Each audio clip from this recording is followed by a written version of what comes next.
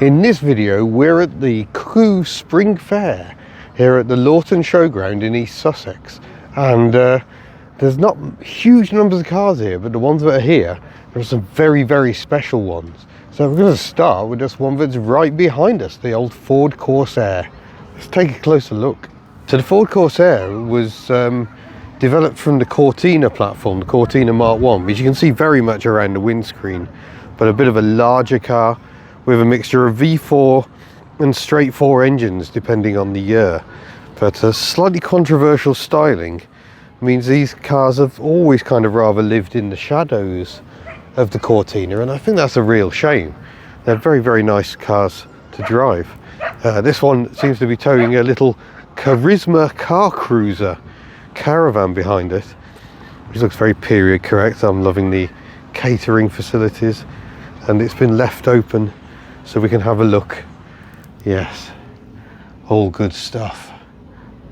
Wow, really nice attention to detail. Even got a couple of little stools for the kiddies. They don't get proper chairs, but yeah, look at that, the way the rear lights are also part of the grab handles for when you're maneuvering your Charisma car cruiser. A reminder that in the 1970s orange was king. I'm pretty sure my aunt had a sunbed just like this. That really takes me back. Matching deck chairs and yeah, all the accessories to go with. Marvellous. Got quite the collection of little campers there. It's an early bay window camper, so named for the bigger windscreen, and a dog that's even barkier than Diego.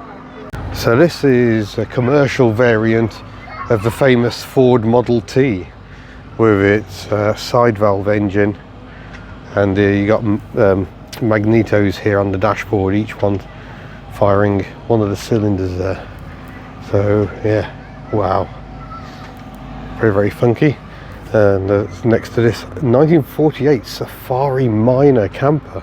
Didn't even know they had campers going that far back.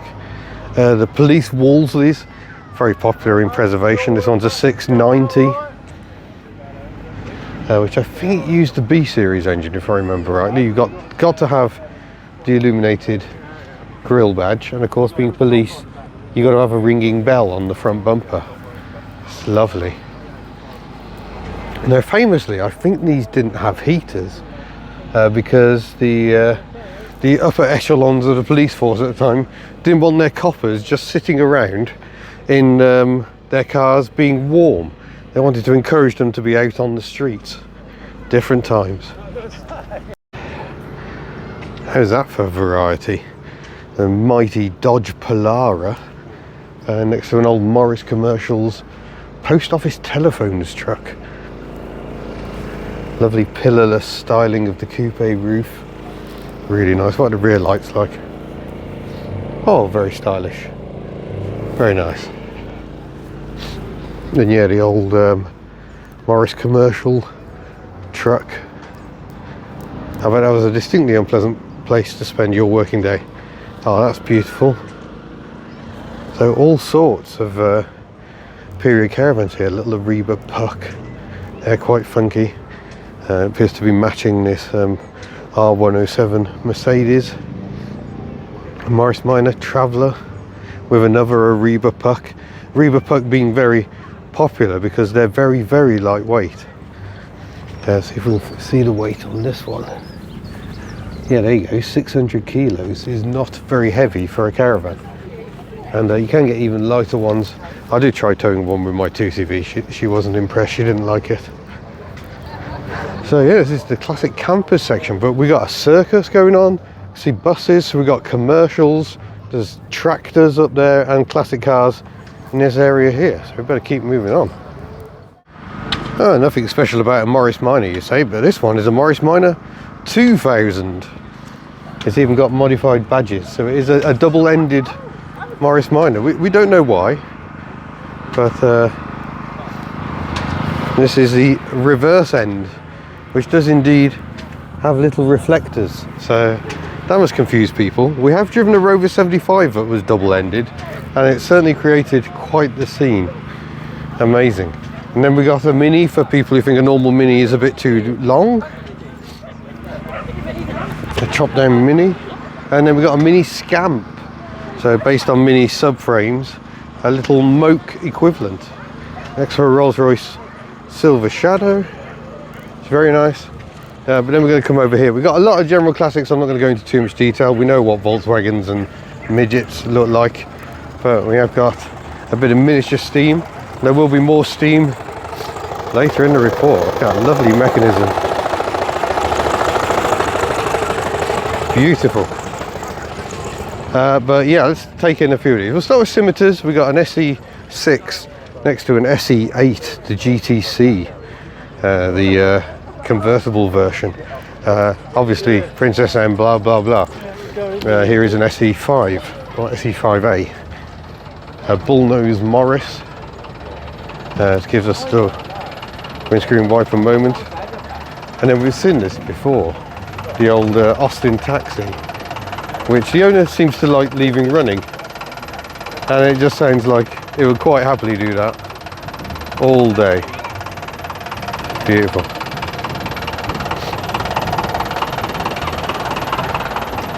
And apparently this couple very, very happy with it.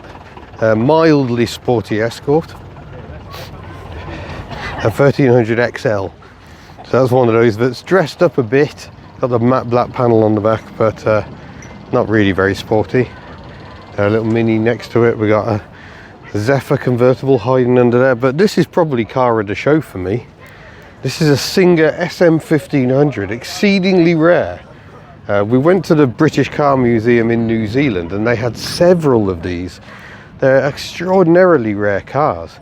It uses Simca's own 1500cc overhead cam engine and this very slab-like, very upright body that was Singer's own work. And this is before Singer lost its independence and became part of the Roots group, from which point they only really produced badge engineered Hillmans. And this is the Simca Roadster next to it, I believe the same owner.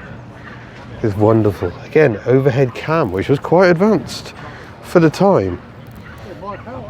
There's a Singer 4AD Roadster. And then mine is Austin A30s and 35s variously, a Wolseley 1500 developed from the minor platform with a B series engine. And we've got another vehicle, but it's quite exciting here. It's Toyota Corolla, mildly modified and looking quite delicious. A fine survivor, and that next to a Triumph TR3A. What makes us know it's a TR3A is we've got a full width grille rather than the TR2 just had a hole in the middle. TR3 added a grille, but we've also got external door handles. So that's what marks it out as a TR3A. And there's another one just there next to that Stag, and that Stag, and this Spitfire, and another Stag. Then we've got a Daimler V8 250. Oh, sorry, no, technically this would be the 2.5 litre. It's an earlier one with the deeper front bumper. The later V8 250 had a slimline bumper, but the Edward Turner designed 2.5 litre V8 engine in a Mark II Jaguar body shell. Delicious. Right, let's go and have a quick look over here where we can find a Honda Monkey Bike. And behind it, a Ford Taunus. There's a rare car for you. Built by Ford Germany. We're going to have a quick explore of the tractors. Oh, and there's this thing as well, which was a Chevrolet Caprice. I'm not sure entirely what age. It's got a big old V8 engine in it. The owner threw the rotten saloon car body away and started with an MG midget. You can see the midget doors and the windscreen. And then had a former Rolls-Royce employee make the wings for him. And it's created quite the machine. And also has a miniature version. Rather nice. And we'll just have a quick shout out for the Jaguar S-Type down here. It's like the thinking man's Mark II, really. Got the hooded headlamps that some people find a bit gawky, but independent rear suspension, very nice cars. Over here we have some Chevrolets, as Derek could say. I'm assuming there's a bit of air ride going on over here. And then we're into tractors, and quite a mix of tractors indeed. These are a veritable mix. Minneapolis Moline, cool. Fordson Major, Nuffield Universal. Such lovely names on these old tractors. Ford 3000 from the Broadley collection. Lovely. Kubota, a bit bigger than your average lawnmower. And a Leyland with the front shovel type arrangement. Yeah, really nice mix. Unfortunately, the weather this morning has been unpleasant. I think probably put a lot of people off. Oh, hello. Oh yes, so there is a large traction engine and a Ford Granada hearse. And why not? One hopes they were camping in it. I'll try and catch this a bit later, but danger everywhere here. The saw machine, which will be powered by the traction engine here, and a smaller demonstration available right here.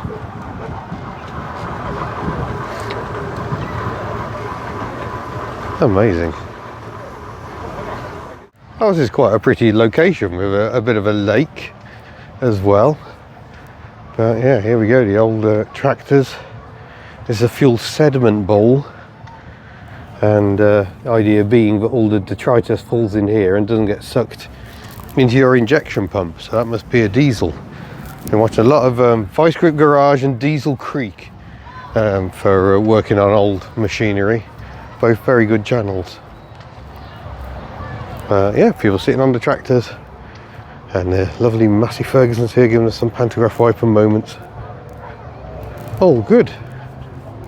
I've no idea what this is. A Trantor, apparently. Somewhere between a tractor and a car. Fantastic. I'm loving the oily rag restoration on this Massey Ferguson as well. That is just beautiful. Seeing this more and more, where rather than restore the tractors to perfect condition, just cover them in oil. Seems to keep them going. Oh, thank goodness, folks. We got stationary engines. They'll run all day.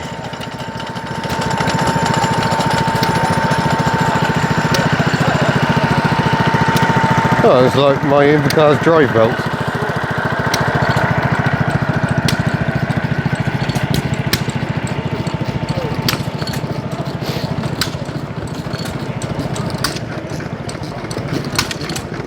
Ooh. Oh, we got lots more to see yet. We'll go and have a look at all this lot in a moment.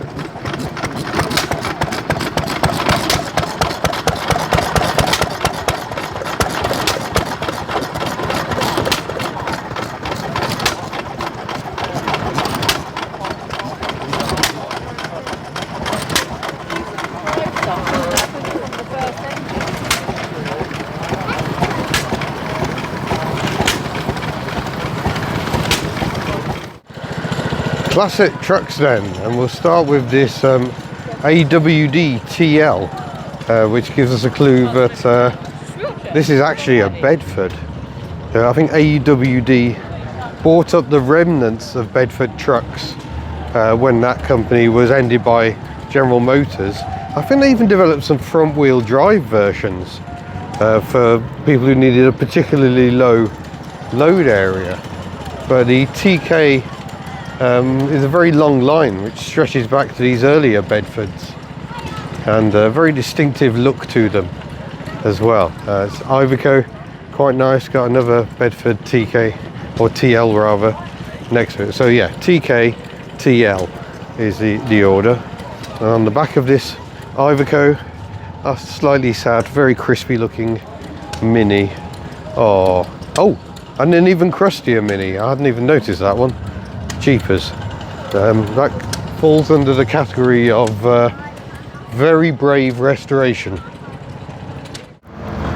So we've got a pair of what are known as Land Rover lightweights here. This is a Series 3, whereas this one's the earlier Series 2A, I think they were. With the inset headlamps. They're not actually any lighter than a normal Land Rover, but the idea was that they could more easily and more speedily be stripped down. So the doors are on these pins, so you can just lift them off. So you can strip it down to a weight that could be easily hauled by a helicopter at the time. And to a certain degree, I think it also made them easier to work on because the panels are that much more straightforward. So yeah, there you go. This one came into service of the British Army in 1974 and was in the Parachute Regiment and the Royal Horse Artillery, and struck off a military census in January 1985. So probably not covered a lot of miles either. There was this specific trailer for them as well, using what's known as the NATO hitch. So fascinating things. But here we got a Unimog, and is that an Austin Champ? Very rare. Austin's rival to the Land Rover. I think it is. It wasn't hugely successful. The British military did buy some. I've got a huge Scamel behind me here, and then we're into more Land Rovers. And you may have seen from my report at Beaulieu Auto Jumble, we saw a forward control Land Rover, but someone had built themselves, very much developed from this factory forward control unit. And yeah, this one's a Series 2B. Was used for sending signals back in the day. Another military Land Rover, and then we're into the Pinzgauer, built by Steyr Puck in Austria. I think we saw this at a show last year, the East Kent AEC Regent based recovery truck, and I think that is an AEC Regent, how they would more normally have looked. And another AEC underfloor engine coach next to it. So yeah, huge comma truck. Austins variously. We've got a 7 Ruby next to what I assume is a 16. No, I'm wrong. It's a 12.4. So the replacement for the model I drove. Rover 75 Estate, ever popular of course. Then we've got a Humber Hawk next to it.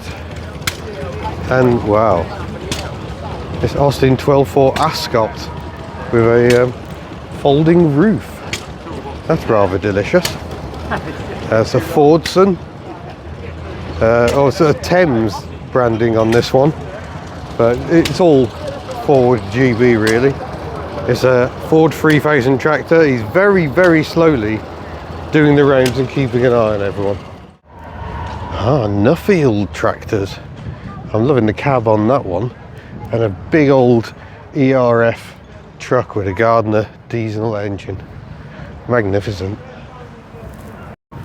I'm loving the living pod on the back of this Volvo F10. They've become very rare now. Looks like originally it might even have had headlamp wipers. Sadly now absent. Magnificent. And oh yeah, we're going to go and have a look at those custom trucks and vans in a moment. But before we do, got some modified tractors going on. That's quite funky. It's like a lawnmower made to look like a grey Fergie.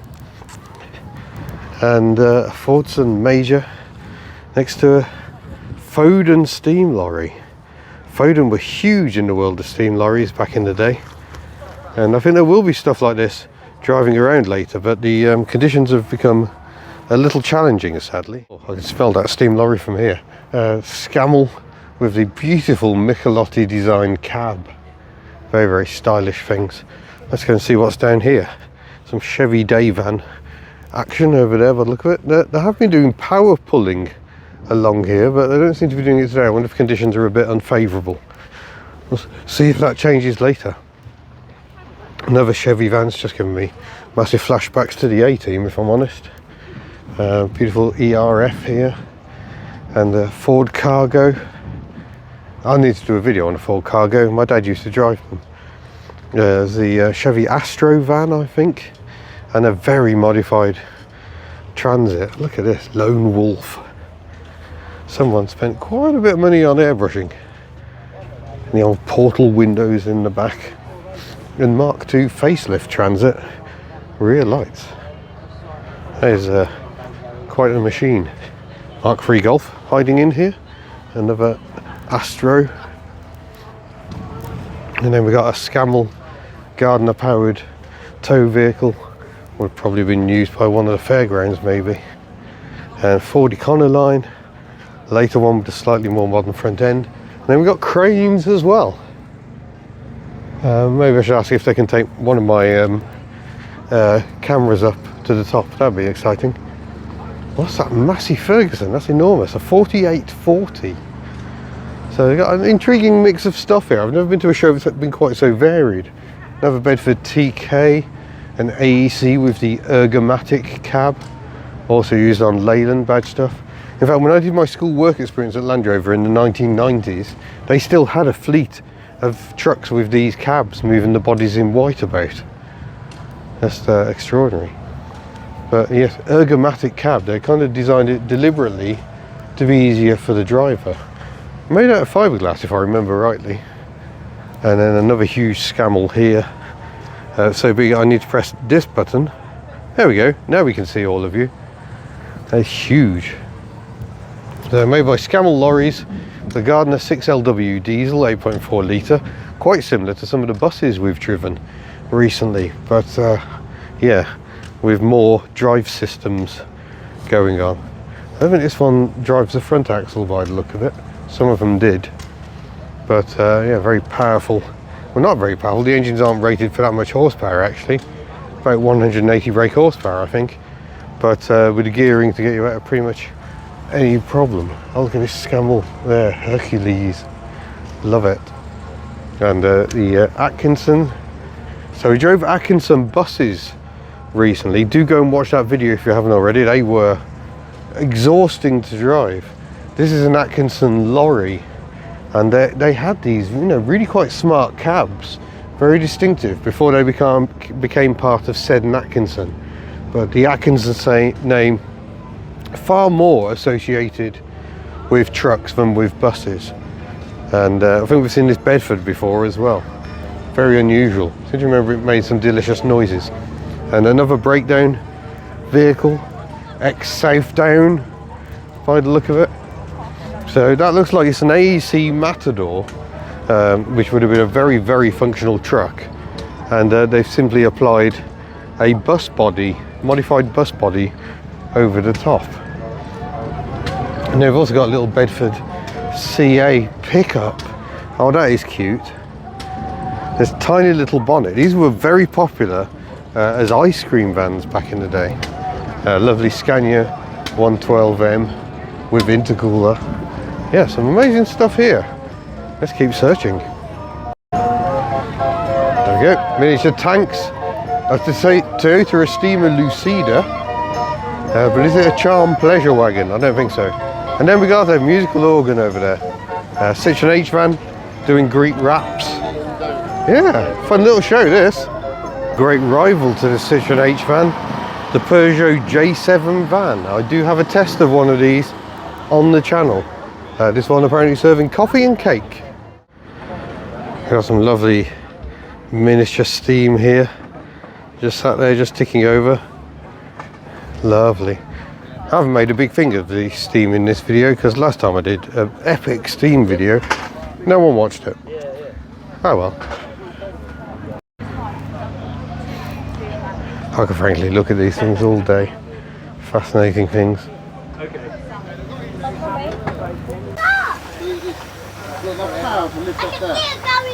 It's going up, yep. Lovely.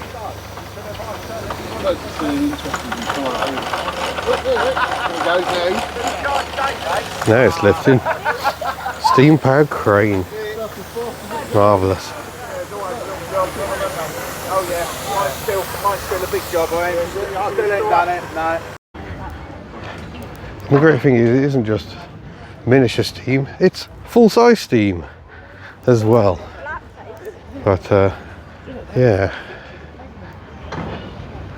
whether they're going to be able to move around later, I don't know, but they still smell magnificent. There's an MGB just sat here all casual in the middle of the field. Tractor and shepherd's hut over there. Lovely. Models. I should probably save this until it's raining. Let's go and see what's in it. Oh my gosh. Oh, very muddy in here.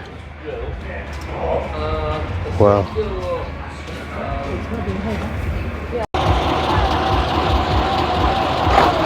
Lovely Dodge fire engine.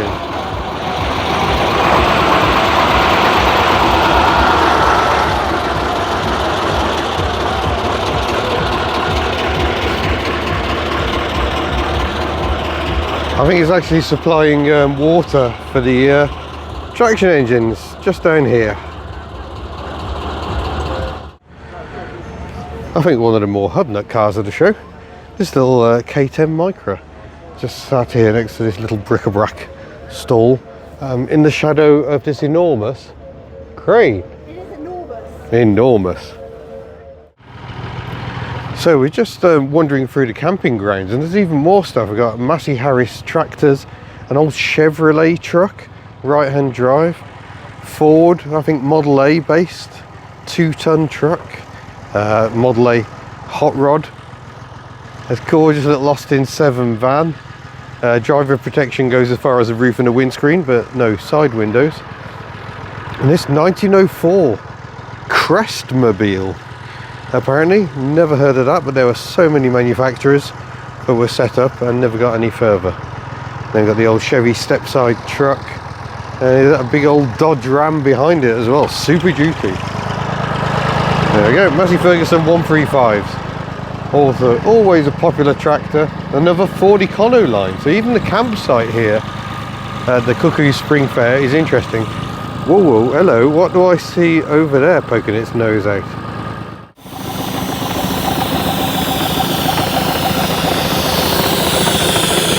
How chuffing marvellous. Now there's some V8 comparisons. The Land Rover forward control uses a 3.5 litre V8. The Plymouth Duster here, which I think we saw at the Ardingly show last year, 360 cubic inches, which I forget what that is, but I think the Rover engine is about 218 cubic inches, if I remember rightly, so one considerably larger than the other. Oh, loving the old Ford D-Series here, the custom cab. I was always fascinated by these as a child, mostly for the windscreen wiper. You'll see it's got this link bar. It goes to the end of the blade and it sort of flings the blade right out to the edge of the windscreen for an extra good view. Oh, hello. Cadillac Fleetwood. Look at the size of that. It's taken me quite some time to walk the length of it. That is ridiculous. That must be about a 59. With those tail fins on the back. And by stark contrast over here, Steyerpuck Haflinger. At the rear we have a very similar engine to my Invacar, slightly larger, 643cc.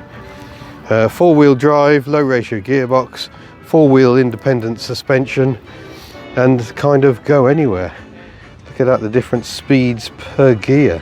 So lockable diffs and everything as well. That's lovely. I would love, dearly love to do a video on one of these. I think they're absolutely amazing, and they were so popular over here for the small holdings, so that is delightful. This show even has tractor pulling with what looks like a lawnmower. So this is the kiddie lead. 15 brake horsepower, some of these.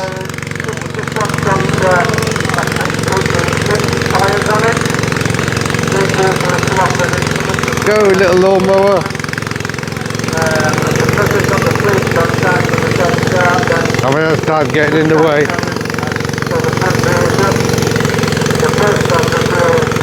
So they got stuff ranging from this, about 15 brake horsepower, to 800 horsepower monsters down there.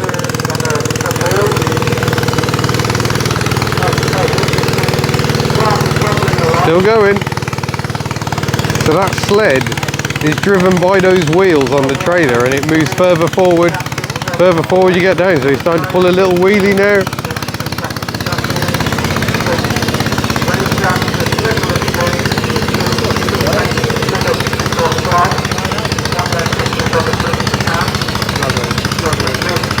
Danoisy is apparently this one's name, and the duck.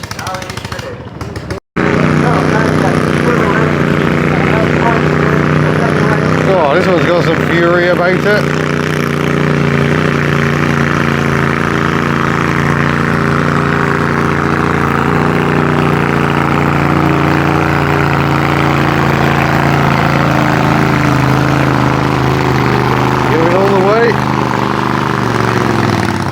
Oh, not quite. There we go, folks. That was the Cuckoo Spring Fair here at Laughton Showground. It's been a splendid day. We've enjoyed it very much. A little bit of everything going on. But just before you go, just in case you haven't already, don't forget subscribing is an option. And we've got lovely merchandise available in the Hudnut store. Otherwise, thank you very much for watching. And we'll see you in a future video. The tractor pulling's still very much going strong. Bye! I wonder what this one could pull.